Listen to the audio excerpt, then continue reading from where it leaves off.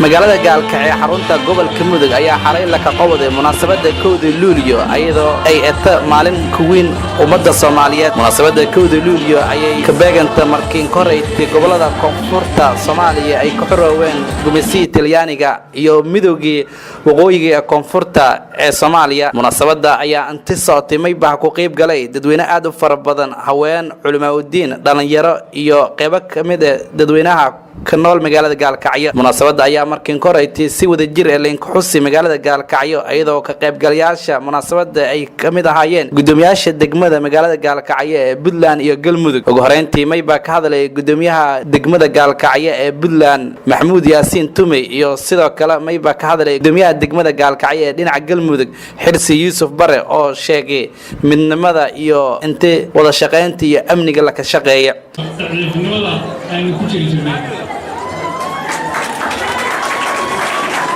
qof kasta oo reer galkacyo ah waxaa saaran xil aan saarnayn Soomaalida inta kale waxay u saaran tahay laba qodob qodobka waxa weeye galkacyo waa xuduudda Soomaaliya oo kala barta Boosaaso Hargeysa Jigjiga iyo Muqdisho isku kiiloomitir weyn oo jiraan meeshaas oo waxa la yiraahdaa wadnihii la yiraahdaa haddii aan nahay wadnihii Soomaaliya waxaan ku qasbannahay qof wadnihiisu halaysan yahay ama ka jiran yahay caafimaad heli weyn cid maanta aan leenahay wadnaha noo daweysan ma jirto oo inoo maqan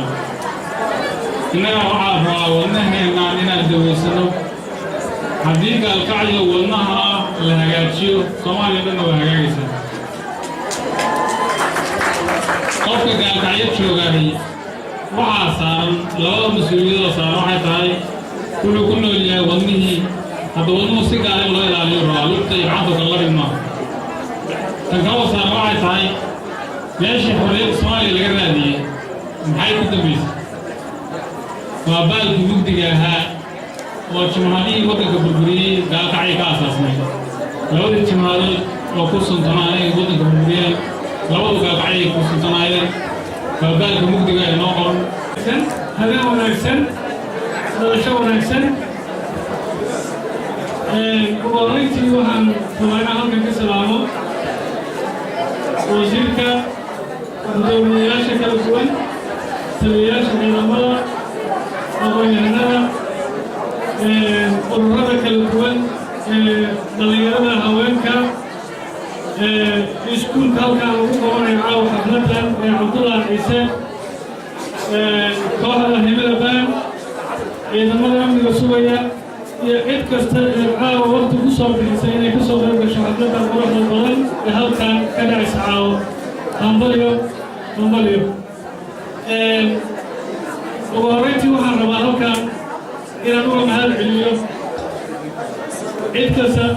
oo ka soo qayb qaadatay inay qabsato xafladan oo ugu horeeyaan dhalinyarada degmada iyo dhalinyarada gobolka gaalkacyo iyo mudug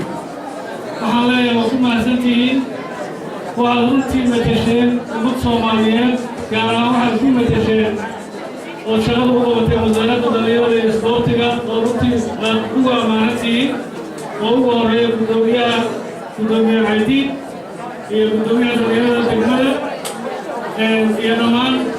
dadkii ka qayb qaatay arrintaa waxaan leenahay markaa waa mahadsantihiin badan ee ka soo qayb galay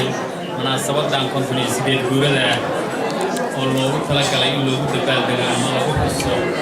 halyeeyadii Soomaaliyeed ee xorriyadda iyo gobonnimada u soo halgamay intaa ka soo qayb gashay Ilaahay waa mahadcelinayaa mar labaad waxaan wada ogsoonahay Soomaaliya dad aad u qiimo badan inay hal-abuurka xorriyadda horseedeen Ilaahay inuu xoreeyey labadii gobol oo Suud iyo Noord labadii gobol oo habeenkii ay midoobeen ayay caawa oo kale 58 guuradeedii waxay noogu fadhidaa munaasabadani macno weyn iyo qiimo weyn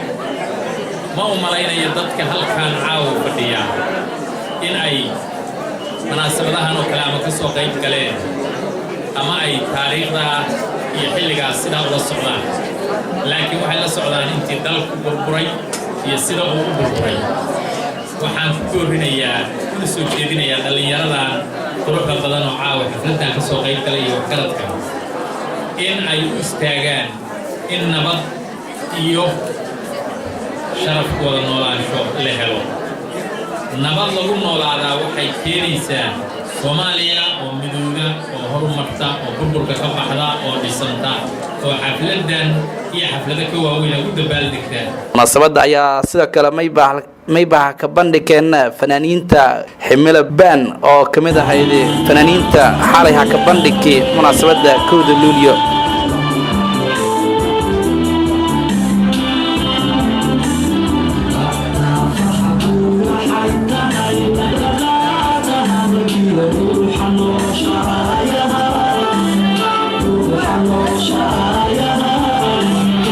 munaasabada 1 Luulyo mayba etaa maalin inta badan xusuuska linka sameeyo gudaha dalka Soomaaliya iyo banaankaba Faysal Wadani telefishinka caalamiga Koonfur Galbeed Gaalkacyo.